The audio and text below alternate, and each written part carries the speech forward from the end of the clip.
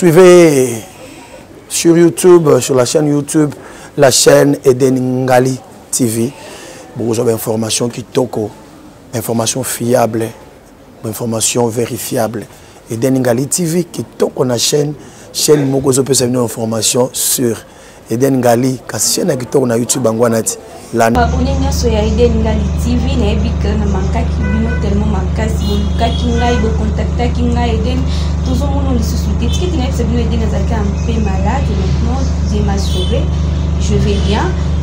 Tout ça toujours dans le cadre de l'émission il y a sans limite au bolinga kaboyebi qui na ya toujours na pour décortiquer l'actualité. De là nazali na maître Patrick Tinda, il a sali communicateur vraiment il y a MLP. De l'autre décortiquer na actualité pour na makambo ya consultation au chef de l'État a sorti et c'était avant na pour ça maître Patrick Tinda nous avons salué oui bana ko s'abonner massivement dans votre chaîne Eden Ngali TV, vous ne serez pas vraiment déçus. Et à la présentation, je vais présenter Maître Patrick Tinda. Bonjour Maître. Oui, bonjour Mopandi Sango, bonjour Baimboka, Bino Baibaso, Bozui, Bongo, Libaku. Yakolanda émission yi na pesi bino mbote, Sengeli Boy Baete, ndeko journaliste, ayambeli bino mwana mboka Maître Patrick Tinda. Mongali bonga mwana okata ongolo boucheche oya zali bongo moi politique et puis fils politique ya mwana mboka Franck Diom. Voilà Maître Patrick Tinda, en tout cas bon na ka ke lobeli nae vraiment wana mwana ngala solo. Maître Patrick Tinda, vous êtes du MLP. Tâche na yo na kati ya MLP ozanani? Merci na zali bongo communicateur au sein du MLP. Aussi avocat, conseil à mon amboka Franck Diom. Ok, voilà, merci Maître Patrick Tokinde vraiment nous l'a été de décortiquer l'actualité Oyo sur la consultation du chef de l'État. Banda la consultation du chef de l'État et Banda tout le monde plusieurs personnalités basales qui déjà reçues. Alors quel est le bilan mi-parcours que vous faites? Vous dites, je peux suivre la question. Quel bilan? Oui. Vous parlez des bilans? Oui. Par rapport à quoi? Le bilan que vous êtes en train de faire par rapport aux consultations au chef de l'État, Félix Antoine Tshisekedi, a joué une initiative à consulter Baimboka. Merci. Nako sepela été na maniola puna limbola na lingala. Parce que le poteau ezali monoko ya paya bongo question ezali na le poteau mais na ko maniola lingala. Ndeko journaliste mboke kotambola malamu te. Mboke kotambola malamu te à cause biso na ba MLP tolobaka yango butupe moi. Mboke kotambola malamu te Zambi tata mokonzi ekolo akende ko mikotisa na libala oyo baimboka balingi te pe bakotikalaka kolinga te. Biso ba MLP to senga kala tata mokonzi ekolo ete akabwana na batu ya FCC oyo babomi ekolo pendant 18 ans. Et mbela na biso, je pense que tango tata mokonzi ekolo amekaki ko chasser bongo les naturels, puisque les Français disent chasser les naturels, il revient au galop. Ameki ko chasser naturel et simité ne saliete aya bongo na etando eke simana ye komona comment bato oya sala na bango libala bako posaka bongo ba acte ya rébellion nde salaki ete aya na etando eke po ayebisa ba congolais ete mboke kotambola malamu te ba congolais boya to solula boya na yo kabino maye et ya sengi na bao bazali bongo plus représenté bao bazali na etuluku ya bato na sima na bango baya na desiderata maye peuple akoloba po ete amaniola bongo azongela lisusu population wana po ayebisa bango maye akanisi po ete ekolo oyo sima ya koyoka ba leader oyo bazali plus représenté ayebisa bayi congolais comment comme ye azali garant ya constitution ya bon fonctionnement ya ba institution ndeko journaliste akozongela biso bayimboka je crois na mikolo mizali koya po ete ayebisa biso maye azwi akamati comme décision po ete mboka oyo ekende liboso et souci ya bayi congolais et puis baye baso ye ayambi balobi bakei na pa 4 chemins terre bayebisi tata mokonzi ya ekolo bete asala maso po ete akabwana na bato oyo babomi ekolo oyo bakokanisa ete libala wana ezali bongo oasis oyo ekobombaka bongo oyokaki Dr Mukwege oyo ekobombaka bato oyo basali bongo mabe na bayi congolais. Bon, Maître Patrick, en tout cas, ce qu'on a Kolanda, Ndingo Zoloba, Bozo, quoi qu'ils plus FCC. Si que ezali accord, bah signaki, accord, on a qu'on changer té. Pourquoi ce qui est l'homme que les amalamu, beaucoup ici président de la République. Mais le lossombo que baby, tourner un congolais côté de FCC, c'est que bino pour la bino de FCC n'est pas pour Mamboko. Ce n'est pas question ya mbo que zamalamu, mbo que zamabe, mbo que zamalamu té. Ko sala ko jouer ya batu ya FCCT mboke kotambola malamu te peuple ye moko ayebi nani akosala ete mboko etambola malamu te ndeko journaliste batu ya FCC bazwa biso lokwa babolole te bazwa biso lokwa bana mike te toyebi ete bango moto bazalaki à la base ya souffrance ya peuple soki lelo mboka ezali na kao ezali à cause ya bango bayi mboka batali bamanyoli bamoni ete mokonzi ya mboka azali na makanisi manzenga makanisi malamu po ete mboka na biso ekende liboso mais azali bongo bloqué na batu oya ekomoni nisama ekotalisama polele ndeko journaliste ezali akobomba te ba initiative nyonso oyo tata mokonzi ekolo akokamata po ete mboka na biso ekende liboso bango bakotelemela gratuité yaki awa batelemeli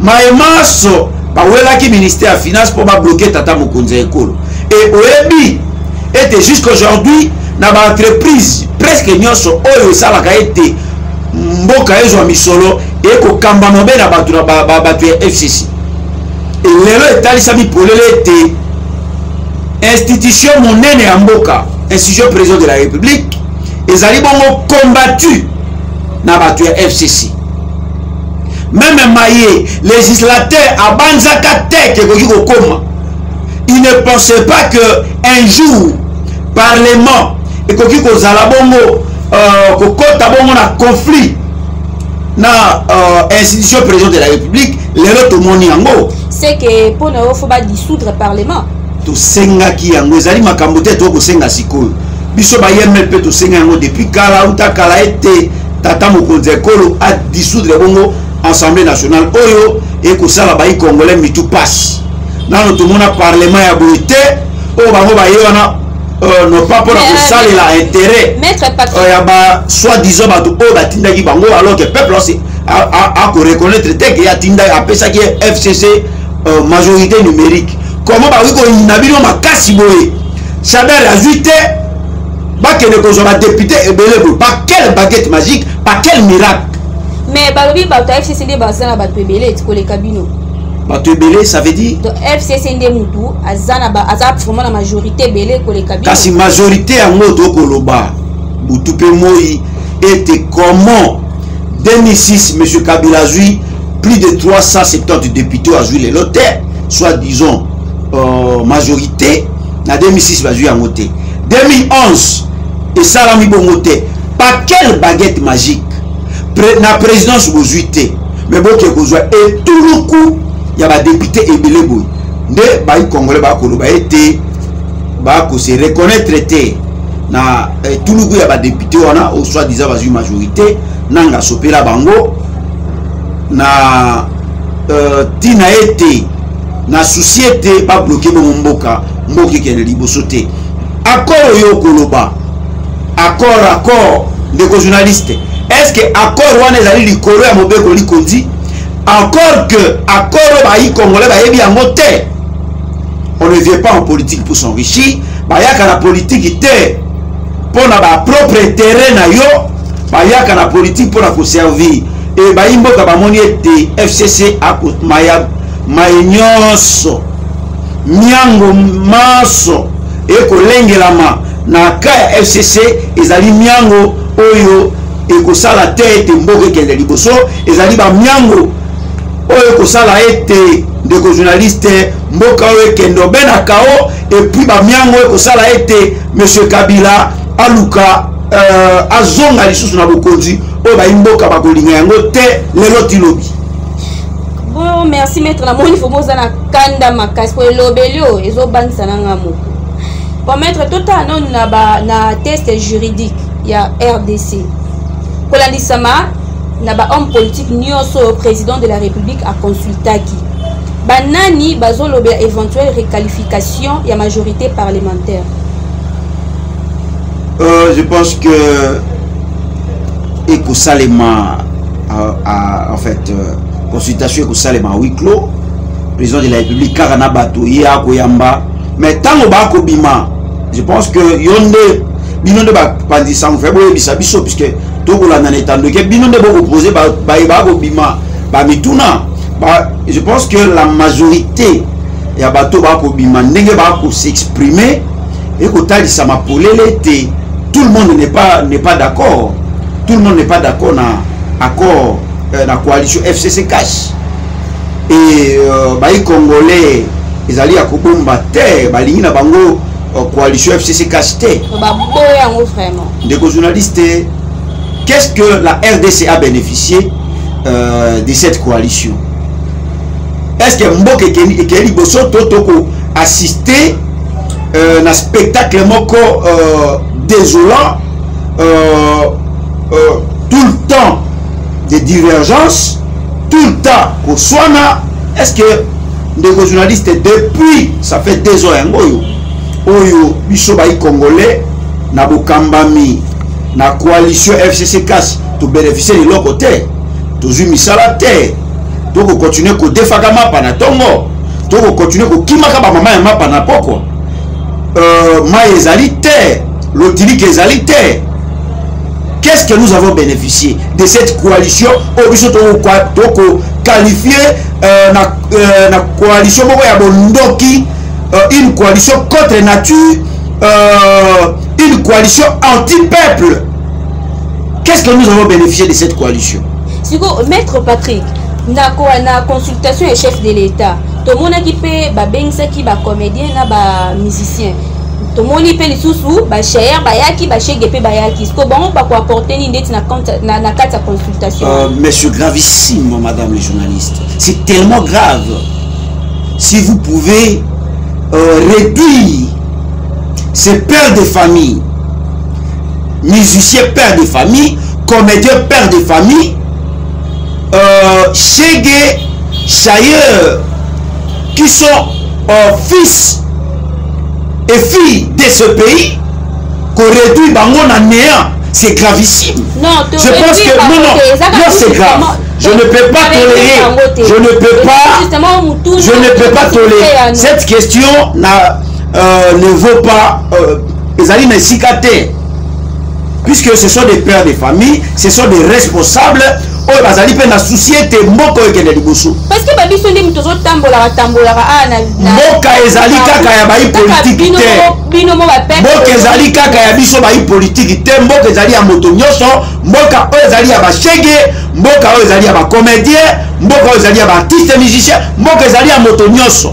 moto nyonso souci na ezali ete mboko ekende liboso bongo tata mokonzi ekolo oyo a se dépassionné alobi te fo ya mbobe ba politique alobi akita na couche nyonso ya population kozwaye bolole te kozwaye kizengi te kozwaye zoba te ayebi pourquoi alobi aconsulte bato nyonso puisque na kati ya bashege tokokuta bao barezonaka oyo bazali na souci ete mboka oyo ekende liboso na kati ya bacomédien ezali na bacomédien oyo bazali na nzembi bazali na mayele kozwa bango babolole te na kati ya baartiste musicien ezali na bao bakorefléchir koleka meme bapolitike mosusu ya babolole oyo bakosala eloko moko te depuis bazala wana kozwa bango babolole te et puis je pense que maye bayebisi tata mokonzi ekolo a noté et ko permettre etango akozonga devant peuple attirer quelque chose na maye bayebisi epe amanyola atala ndenge nini ya kosona na peuple puisque peuple akosenga eloko ya akosenga na ba milieu te akosenga bete social ezala malamu tobika na ndenge elongo bani na kita oyo tata nzambe akinela ekolo na biso.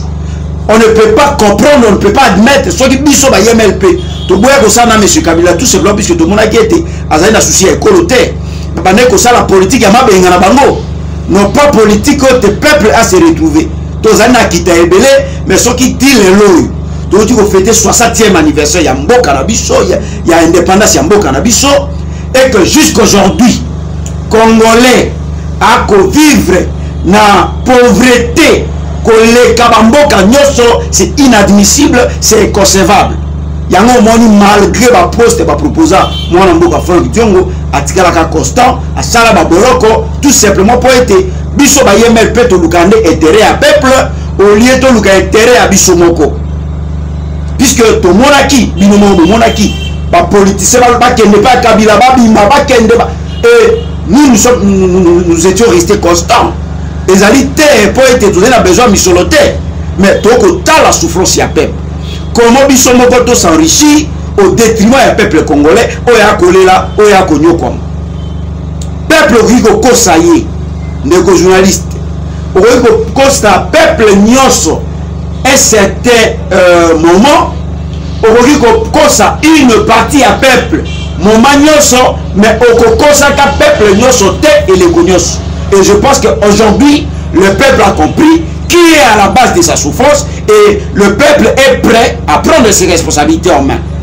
À l'époque, il y a en 1960, nous devons alerter à Bangote. Et tant que ça va cater, Batanga qui a solution tout à l'heure, mais il y a conscience, il y a souffrance dans Bango et il va se prendre en charge. Aujourd'hui, je pense que le peuple doit se prendre en charge.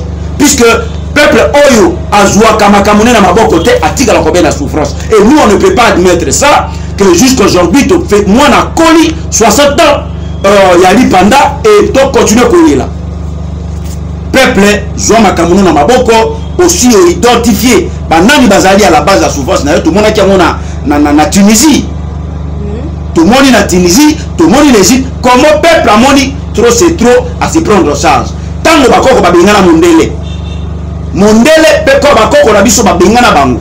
Mais aujourd'hui, ce n'est plus les blancs qui nous colonisent, c'est un groupe d'individus qui pensent comme si nous là, tu es accompagner bango, tu es tika bango na mboko bakoko na bango moko batikela bango. Alors que le pays appartient à tout le monde. On ne peut pas admettre ça que un groupe d'individus va soit payé en otage. Il est temps que le peuple puisse prendre ses responsabilités en main. Nous avons dit. Voilà, maître, tout na non motuna oyo. Ce qui est la coalition ango et kabwani. Calcul ni cash à kozala nango. Puis comment le président a géré mboka oyo na kati ya cohabitation. Je pense que quand vous parlez de cash, tout ça, truc, machin, ça n'existe plus, il n'y a rien.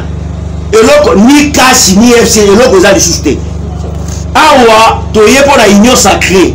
Baï congolais oyo bazali na souci ya ekolo bango de tozona bango bosi tozona na bosenga ya bato ba koya te na ba propre intérêt na bango po ba s'enrichir ba somo mapango ba koma na misolo toya wana union sacrée pour to sale la peuple oya ko sale la peuple te place ni na prison awa tokokende na état de droit union sacrée état de droit oyibi odetourne misolo ya ekolo place oyo eza la boloko tosalela nanu peuple bamisaleli bango moko mingi eleko ekomi momo ekomi oyo esengeli ete bayi congolais oyo bakokamba bongo ekolo bakamba ekolo te kolandisama na baintere personnel na bango mais na kolandisama na souci mpe na intere ya peuple.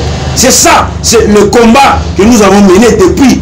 Et lorsque nous avons constaté que na kotala na komaniola mwana mboka Félix Antoine Tshilombo Tshisekedi na politique wa koya nango tout le monde était c'est quand même quelqu'un pas un souci ils sont soutenir ba ba sentiment te ceux qui te soutenir ba tous na ba politique moto ça ba politique ba sentiment tu dois soutenir Kabila tous wa misolo mais tant que tu soutenir mwana mboka Félix Antoine Tshilombo Tshisekedi pour totali tout le monde était azali quand même aligner les peuples d'abord ceux qui te montrent qu'il ligne les peuples d'abord on ne pouvait pas soutenir Fati tu dois attaquer yene que tu attaquer Kabila rien ne manque mais tant que tout le monde que aye quand même na makanisi manzenga na souci ete mboka oyo ekende liboso bakongole banyokwa mingi nde totie maboko te po tozwa mosolo po tozwa ebonga non toko soutenir vision toko soutenir ligne les peuples d'abord ceux qui a s'écarté na ligne les peuples d'abord besoin payer aye maman tokobi vraiment na suka to chiter na question autre lundi oyo avant président de la république akende na mboka ya Angola kokutana homologue na ye tomonaki bazaki na rencontre moko na Joseph Kabila kuna na Nsele rencontre yango tomoni ezosala kaka mpona makambo ba consultation et quoi aboutir mpe lelo omonde bango mibale bakutanaki solution mpe ya malamu mpe ekozwama entre kokutana na bango mibale na Joseph Kabila. Je pense que Botika Kopesa, M. Kabila, valeur et puis importance pour Kopesa. C'est un Congolais comme tout autre. C'est un sénateur à vie. Botika Kopesa, il n'est plus président, c'est un sénateur à vie. A garder poste qui sénateur à vie. Il ne peut pas prendre le pays en otage. Pour Moko et Tambola, il faut vraiment na Kabila. Nous sommes, les Congolais sont très contre ça. Mais président, je pense que c'est un Congolais, il fallait normalement y payer la consultation. Va consulter comme tout. C'est un Congolais comme tout autre. C'est un Congolais, soi-disant, je ne sais pas, autorité morale. Il y a le moment où il y a un petit peuple qui va bunda pour être un peu qui est liboso, qui va tirer vers le bas.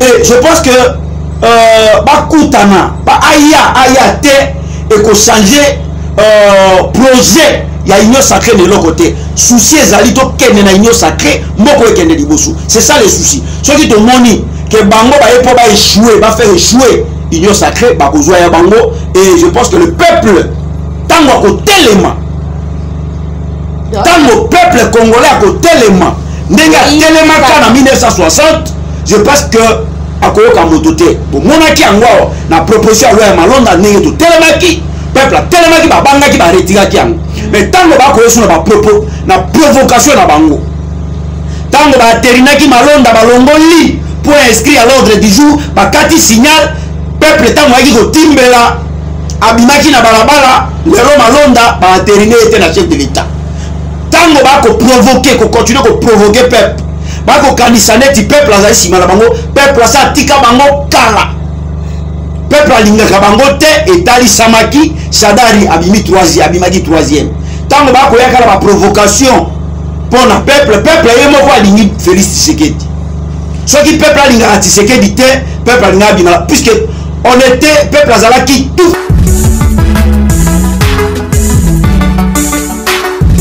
et aujourd'hui peuple ye moko alingi Félix Antoine Tshilombo Tshisekedi alingi ete asala pour na terrain na ye. Et je pense que tant que était un groupe d'individus, ils vont payer en otage comme si Mboko ezali bien privé na bango, M. Kabila zali autorité morale ya biso ba oyo. Oto tangi ba kelasi ya minene, Kabila nya manipuler biso, je pense que peuple a kolingelo ko ndingona te, biso to continuer ko nyokwama ye Kabila atona la million même bongo ba ko futa yona. Kala to ko bimala balabala, trop c'est trop. Un individu ne peut pas les cabatons, non, sont même président de la République Namisolo. Et je pense que bientôt, tout le peuple abima, trop c'est trop. Bah, député la bango, il y a législature passée, bah, PSAye, bah, Misolomo, quoi, chaque fin du mois, si c'est 800 et quelques mille dollars, c'est inadmissible.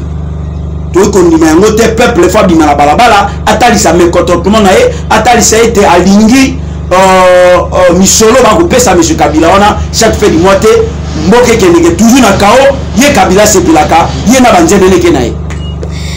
Voilà, merci vraiment to komi na suka émission na biso wana ezaki bongo maître Patrick Tinda omoni ndenge ya lobeli pena de to décortiquer actualité dans la lobby avec décision maître Patrick ana kanda makasi mboka ezotambola bien te ba kondina biso bo sala de tous les moyens que pour mboka elelo etambola bien. Tokomi na suka ya émission na biso ezalaki bongo à la présentation ngamoko Eden Ngali autrement appelé la Palace na sima caméra na nazaki na Mardouché. Je voulais souligner une chose. Na lingina sala na lancer appel na baï congolais. Tout tika pour se désintéresser na politique. Ba français baloba si vous ne vous intéressez pas de la politique va s'intéresser de vous. Tout tika pour se désintéresser na politique, tout s'intéresser na politique, tout la bango na maneti, tout la bango à la loupe. Comment va gérer misolo ya école? Comment va konza école? Puisque politique n'est allé à venir na biso. Monsieur Kabila biso 18 ans. Na biso oyo ba 6 à l'époque comme monsieur Kabila qui pouvoir ti lelo ba ebele ba sala musala te ay comme ba sala yiki politique moko ya soko za na relation nde ozu musala et aujourd'hui ebele ba ko kufa ba 6 ba kilasi ba tikala ta kusala musala ata ya moi ba futa eta moi $50 te. Mais bon,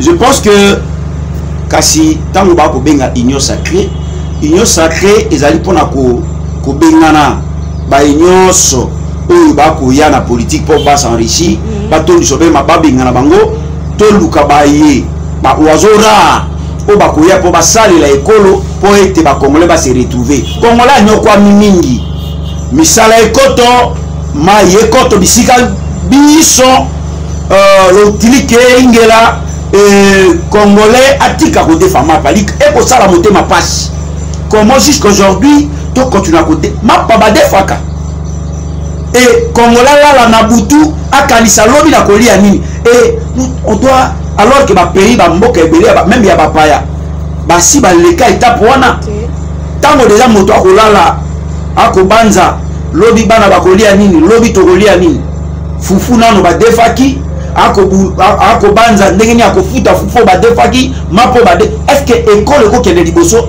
nous devons soutenir la vision du chef de l'État il y a union sacrée ba congolo ba zena souci école ba ya to sangana po ete école et kende liboso tala moi moke na zalaki na yango na pesi ba mboka baso o balandi biso mote bisika biso bango bazwana.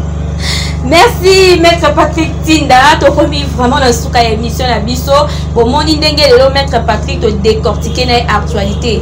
A beti penda c'était pour na makambo tali mboka donc RDC oyo souffrance exactement makasi mboka izo tambola bien te ba kondina biso to resenga bino vraiment boye bana ko zwa ba mesure moko oyo ko sa que mboka lelo etambola malamu.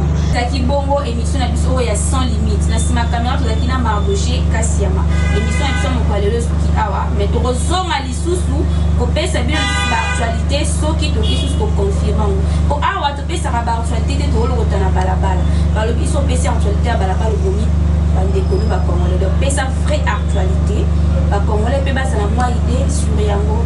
Je vous aime vraiment et abonnez-vous massivement sur Eden Ngali TV, là vous ne serez pas vraiment déçus.